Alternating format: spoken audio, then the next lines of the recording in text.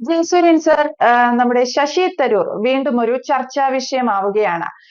എന്താണെന്ന് വെച്ചാൽ നമ്മുടെ വിദേശ രാജ്യങ്ങളിൽ നമ്മുടെ ഇന്ത്യ പാക് സംഘർഷം, പഹൽഗാം ഭീകരാക്രമണം ഇതൊക്കെ വിശദീകരിക്കാനും നമ്മുടെ ഐക്യരാഷ്ട്രസഭയിൽ ഇതേ വിഷയം അവതരിപ്പിക്കാനും പ്രധാനമന്ത്രി നരേന്ദ്രമോദി നിയോഗിച്ച ഒരു കമ്മിറ്റിയുണ്ട്. ആ കമ്മിറ്റിയുടെ ചെയർമാൻ ആയിരിക്കുന്നത് ശശി തരൂരാണ്. ആ കമ്മിറ്റിയിൽ വെറും ഒരു അംഗമല്ല, ആ കമ്മിറ്റിയുടെ ചെയർമാൻ ആയിരിക്കുന്നത് ശശി തരൂരാണ്.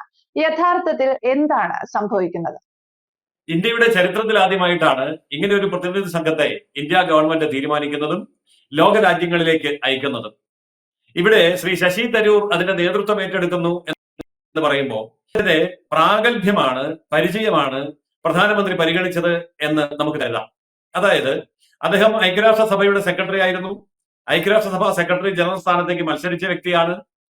ഐക്യരാഷ്ട്രസഭ സെക്രട്ടറി ആണ് എന്നിരിക്കെ ലോകത്തെ മിക്ക രാജ്യങ്ങളും അദ്ദേഹം സന്ദർശിച്ചിട്ടുണ്ട്. കൂടാതെ അദ്ദേഹം മടങ്ങി ഇന്ത്യയിലെത്തി.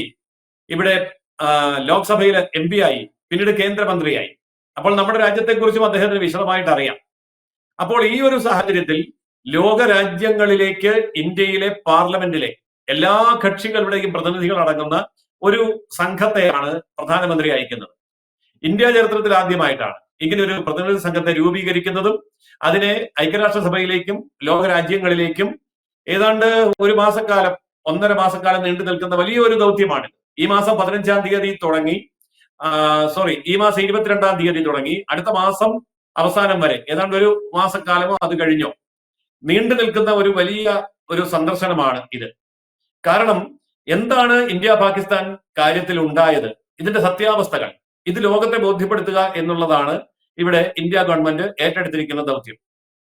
അത് അങ്ങേയറ്റം സമർത്ഥമായി നിർവഹിക്കാൻ അമേരിക്ക, ബ്രിട്ടൻ അടക്കമുള്ള രാജ്യങ്ങള്, വൻശക്തി രാജ്യങ്ങള്, നമ്മുടെ അയൽ രാജ്യങ്ങള്, ലോകത്തെ പ്രധാനപ്പെട്ട മറ്റു രാജ്യങ്ങള് ഇവരെല്ലാം സന്ദർശിച്ചുകൊണ്ട് കൃത്യമായും എന്താണ് അവിടെ നടന്നത്, അതായത് ഭീകരപ്രവർത്തനം ഇന്ത്യ എത്ര കാലമായി സഹിക്കുന്നുണ്ട്, ഇതിന്റെ ചരിത്രം എന്താണ്, പശ്ചാത്തലം എന്താണ്, അതിന് പാകിസ്ഥാൻ എന്ന് പറയുന്ന രാജ്യം കൊടുക്കുന്ന പിന്തുണ എന്താണ്, ഇതിന്റെ എല്ലാം സുവ്യക്തമായ തെളിവുകൾ, അത് ഓഡിയോ ആണെങ്കിലും വീഡിയോ ആണെങ്കിലും മറ്റ് സന്ദേശങ്ങളാണെങ്കിലും ഫണ്ട് ട്രാൻസ്ഫറിനെ സംബന്ധിച്ചുള്ള ബാങ്ക് ഡീറ്റെയിൽസ് ആണെങ്കിലും ആയുധ കടത്തിനെ സംബന്ധിച്ചാണെങ്കിലും കൊലപാതകങ്ങളെ കുറിച്ചാണെങ്കിലും നമുക്ക് വളരെ ഡീറ്റെയിൽ ആയിട്ടുള്ള തെളിവുകൾ സുവ്യക്തമായിട്ടുണ്ട്.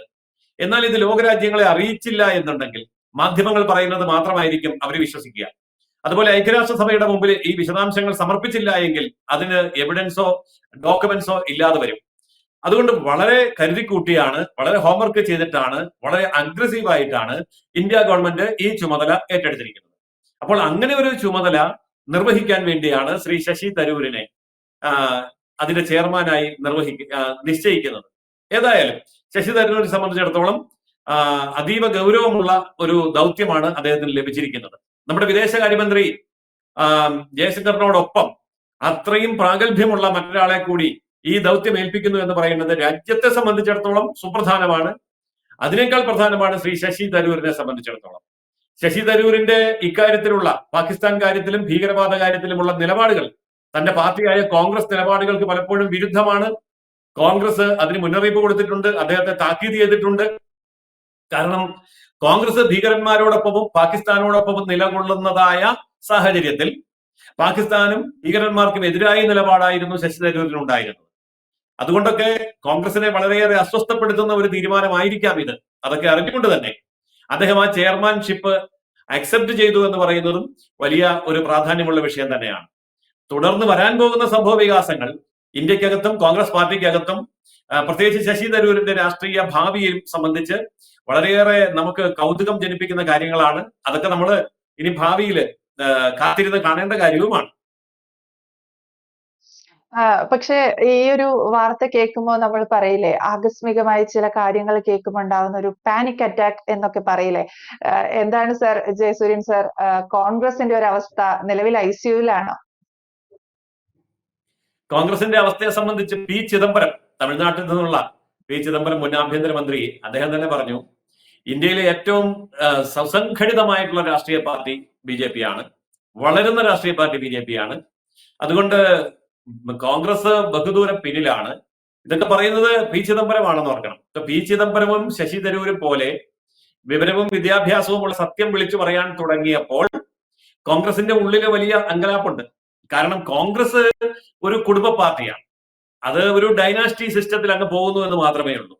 അതുകൊണ്ട് അതിന്റെ പോരായ്മകളും വീഴ്ചകളിലും അസ്വസ്ഥരായിട്ടുള്ള ശശി തരൂരിനെ പോലെ, ചിദംബരത്തിനെ പോലെ നിരവധി ആൾക്കാർ ഇപ്പോൾ ചിന്തിക്കുകയും പറയുകയും ചെയ്യാൻ തുടങ്ങിയിരിക്കുന്നു.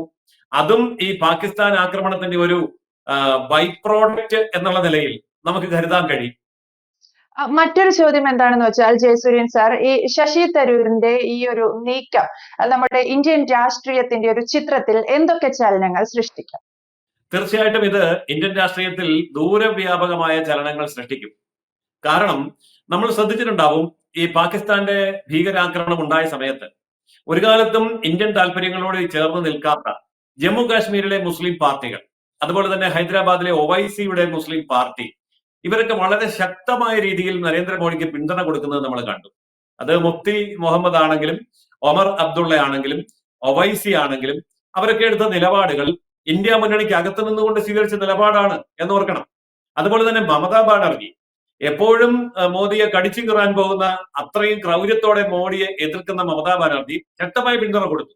ചുരുക്കി പറഞ്ഞാൽ ഇന്ത്യ മുന്നണിയിലെ ഭൂരിപക്ഷം ഘടകകക്ഷികളും അവിടെ മോദിയോടൊപ്പം നിന്നു, രാജ്യത്തോടൊപ്പം നിന്നു. കോൺഗ്രസ് മാത്രമാണ് പാകിസ്ഥാന്റെയും അല്ലെങ്കിൽ ഭീകരവാദികളുടെയും ശബ്ദത്തിൽ സംസാരിച്ചത്. അപ്പോൾ അവിടെ തന്നെ ഇന്ത്യ മുന്നണിയിൽ ഒരു വലിയ വിള്ളൽ വീണ് കഴിഞ്ഞിരിക്കുന്നു.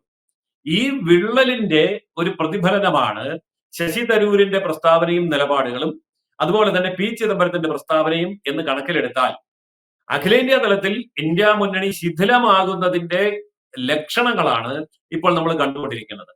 അതിന്റെ ആക്കം കൂട്ടുന്ന ഒരു നടപടിയായി തന്നെ ശശി തരൂരിന്റെ ഈ ഒരു തീരുമാനത്തെയും നരേന്ദ്രമോദിയുടെ ഈ ഒരു തീരുമാനത്തെയും നരേന്ദ്രമോദിയുടെ നിയോഗത്തെ ശശി തരൂർ അംഗീകരിച്ചതിന്റെയും നമുക്ക് വിലയിരുത്താൻ പറ്റും.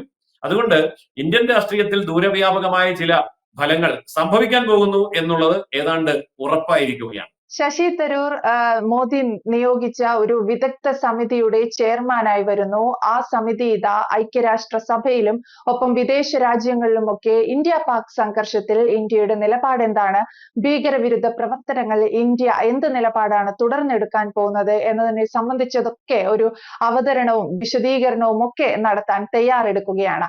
ഒരു വലിയ മാറ്റത്തിനുള്ള തയ്യാറെടുപ്പ് കൂടിയാണ്. ജയസൂര്യൻ സാർ സൂചിപ്പിച്ചതുപോലെ വലിയൊരു മാറ്റം ഉണ്ടാവാൻ പോകുന്നു എന്നുള്ളതാണ്.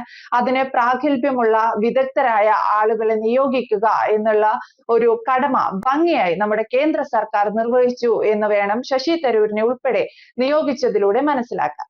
വ്യക്തമാണ്. Thank you. കൂടുതൽ വാർത്തകളും വിശേഷങ്ങളും നിങ്ങളിലേക്ക് എത്താൻ ABC മലയാളം സബ്സ്ക്രൈബ് ചെയ്യുക, ബെൽ ബട്ടണും അമർത്തുക.